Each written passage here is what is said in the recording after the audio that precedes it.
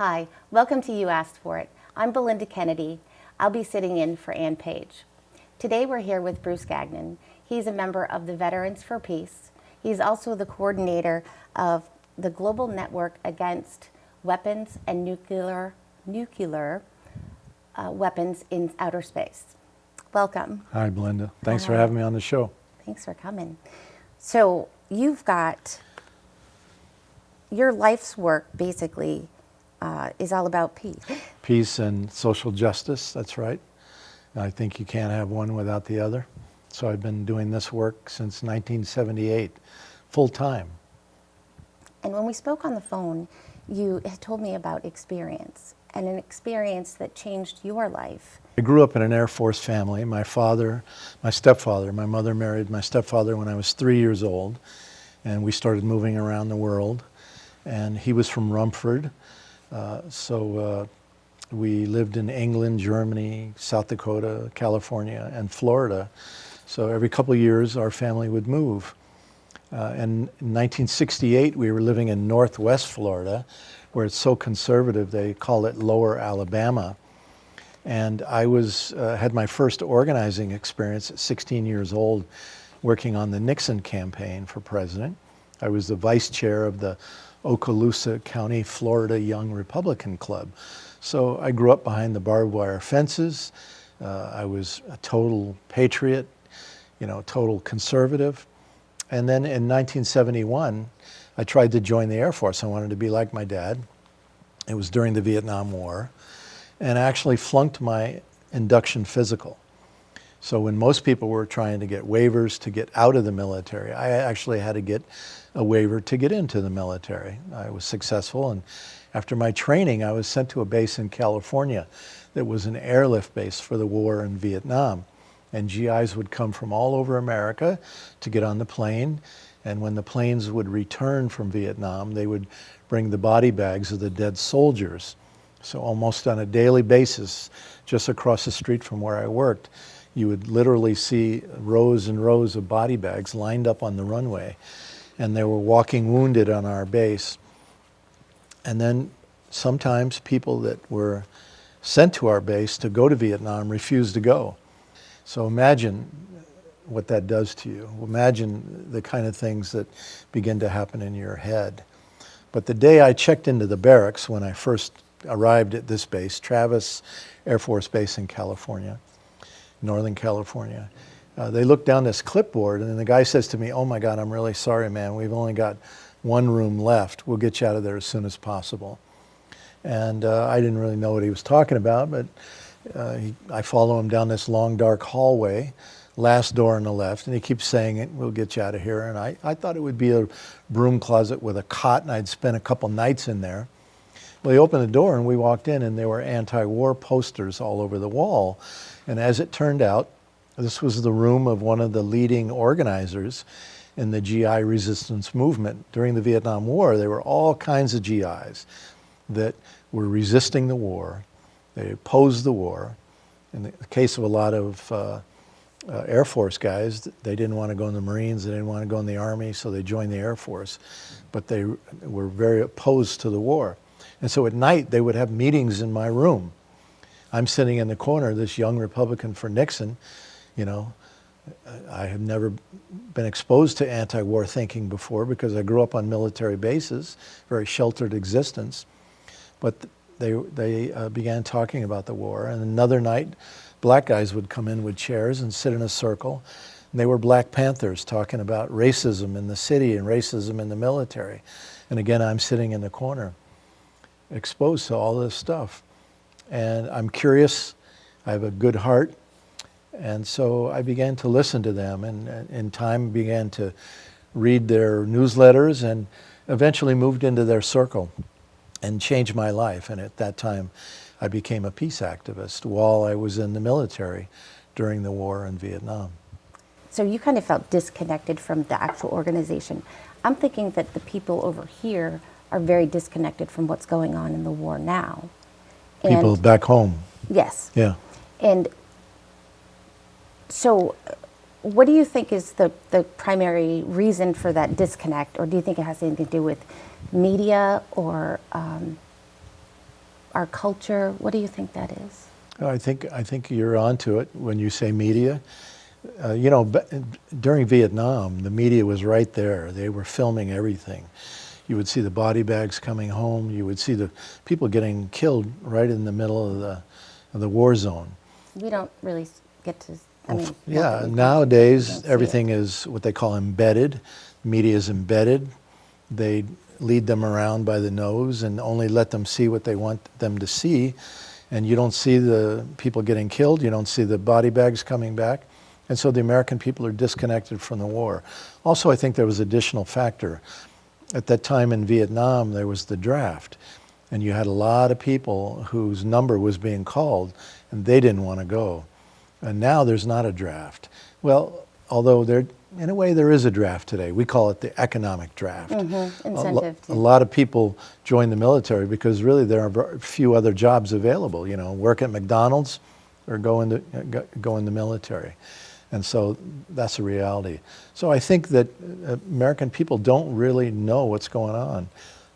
Recently, last December, I co-organized a trip of veterans to go to Korea and to Okinawa to stand with people in those countries who were opposing construction of new U.S. bases in their communities, both of these communities being coastal communities where the water is being destroyed, where the ocean is being destroyed, that they relied on for fishing to survive for years. In Korea, on Jeju Island in South Korea, 500-year-old fishing and farming village being torn apart for a Navy base. And in Okinawa, a pristine bay where dugongs, endangered dugongs, are like a manatee, and coral reefs are going to be destroyed to build an airfield out over a bay for the United States. So we went there, and two young veterans, one from Iraq and Afghanistan war, the other one just from Iraq, they came, two young guys. Most of us were my age, sort of Vietnam generation.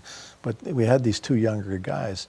And one of them actually told this story repeatedly to the people in both those countries, that when he was in Iraq, they were breaking down doors at night in people's homes, old people, children, mothers, and they would go in there and throw people against the wall. And he said the people would be so afraid.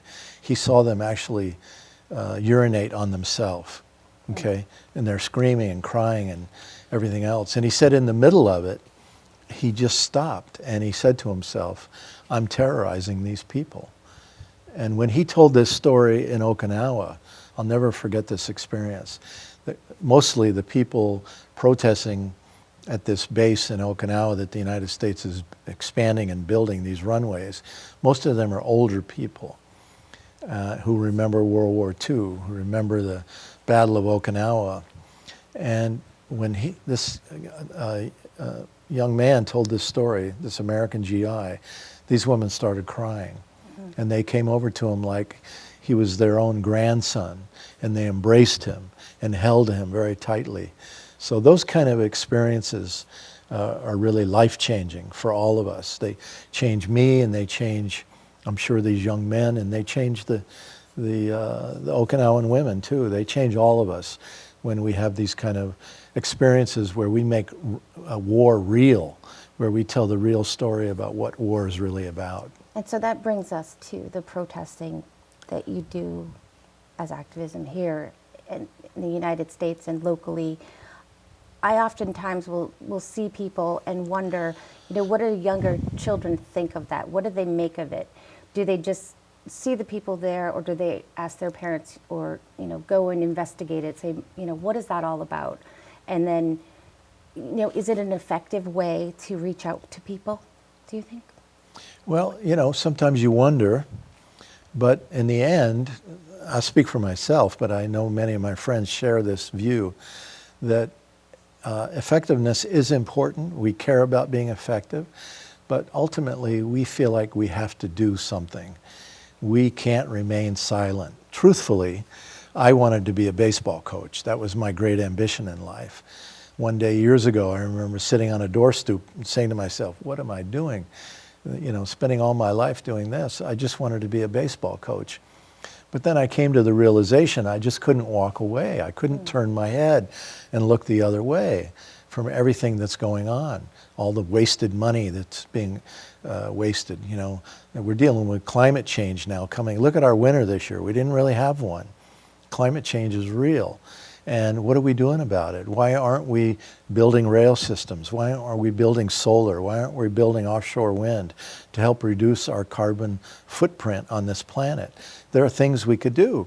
And in fact, studies from the UMass Amherst Economics Department show if we were to build things like that, rather than machines for endless war, we would double the jobs, because military spending is the worst way to create jobs because it eats up a lot of money. It's capital intensive. Every other thing is labor intensive. So protests are intended to make people think, people drive them by, to get the workers to see, like at Bath Iron Works. We have vigils all the time where we hold signs of trains and wind turbines and things like that. We're not against the workers at all. We know many workers and are friends with many workers who tell us if they had a choice, they'd rather be doing something else that they felt better about. So we're trying to communicate to the workers, we're trying to communicate to the community, and in the end, we're trying to stand up for what we believe is right. What would you say to the people that when they see you protesting and all they know is that the military is supposed to protect them? I must say that I'm sympathetic to this question that you raised, because this is the way it was for me. I was, in a way you could say, brainwashed, right? Mm-hmm. I grew up in a military family on a military base, believing everything I was told about the joys and wonders of the military. And then when I went in the Air Force myself, I learned that, maybe the world is a little more gray than not black and white.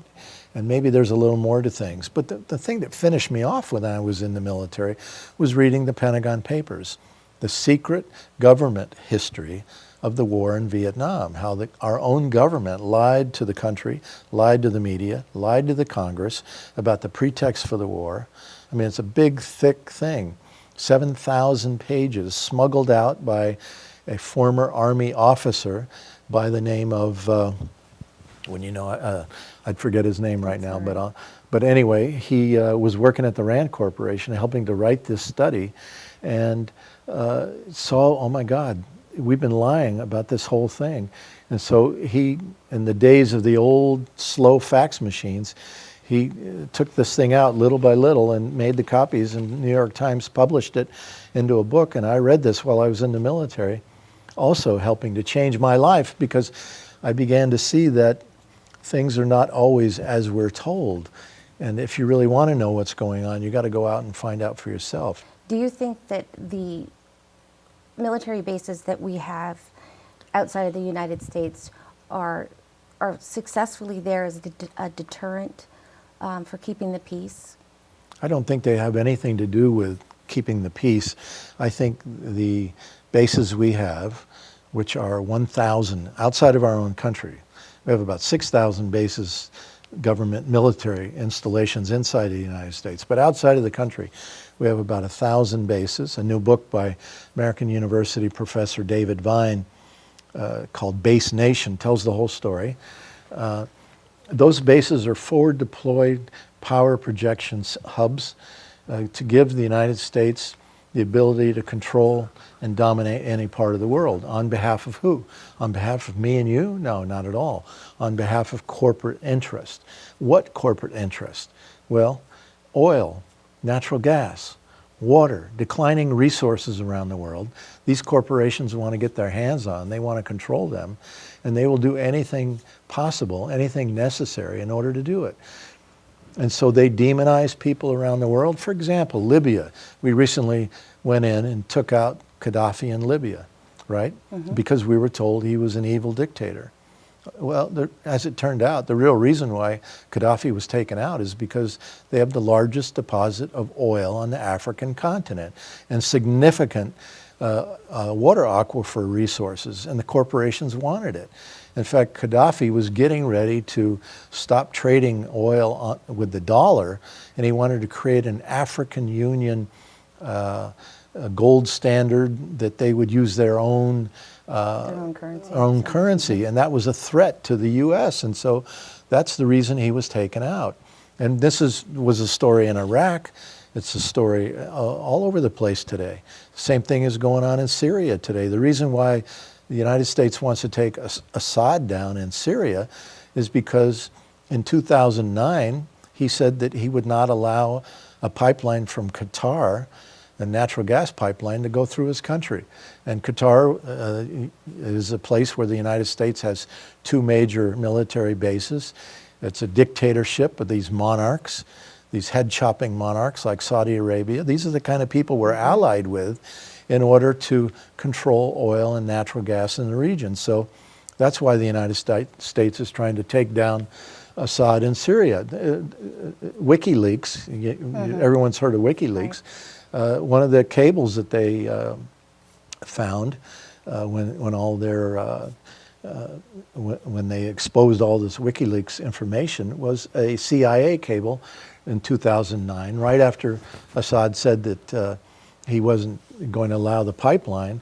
It says the CIA immediately began recruiting and paying Islamist terrorists in order to take down Assad. So the truth of the matter is the United States and Saudi Arabia and Turkey and Israel, Qatar, have been involved in creating ISIS as a tool to take down Assad because they wouldn't allow a pipeline. So this is what our military ultimately is doing.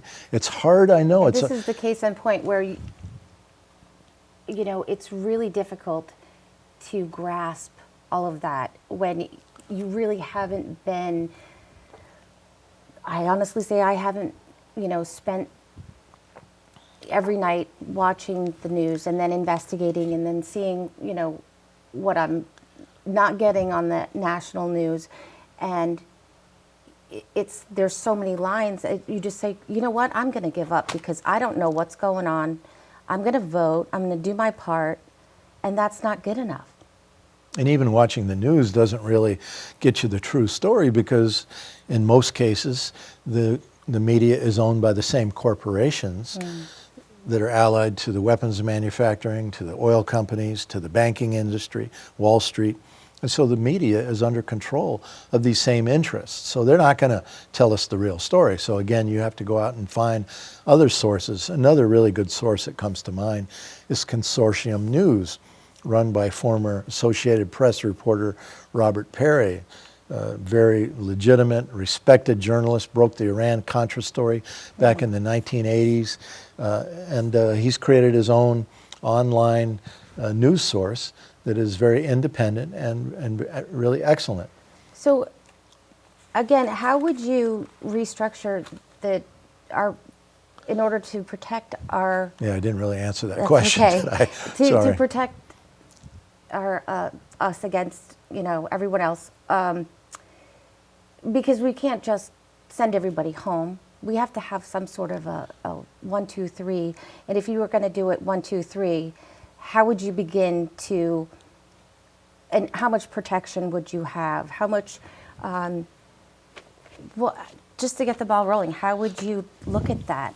The Department of Defense. I don't really think outside of Islamist terrorists that we're told want to attack us, I don't really think we have anybody lining up to attack us today. I would bring our bases home, and with this massive amount of money, we spend, when you add up all the various military pots of gold that are in different little categories, when you add it all up, and as well as the part of the military, part of our national debt that comes from military spending, we spend about $1 trillion a year. It's enormous. We spend 34% of the world total on the military. China spends 12%, Russia spends 4.8%. When you add in our NATO allies to the United States, 34%, we're over 50%. And so I would close the bases, bring them home. I would stop trying to go to war for oil and natural gas. benefit the corporations. And I would take that money that we would then save, which would be enormous, and I would rebuild the bridges, I would rebuild the roads, I would build the best world-class rail system connecting every corner of this state and of this entire nation. I would build a solar society where we had a solar device on every business and every house in the entire nation. We know that solar even works in a place like Maine. Germany has gone huge with solar. They're now the leading global installer in solar.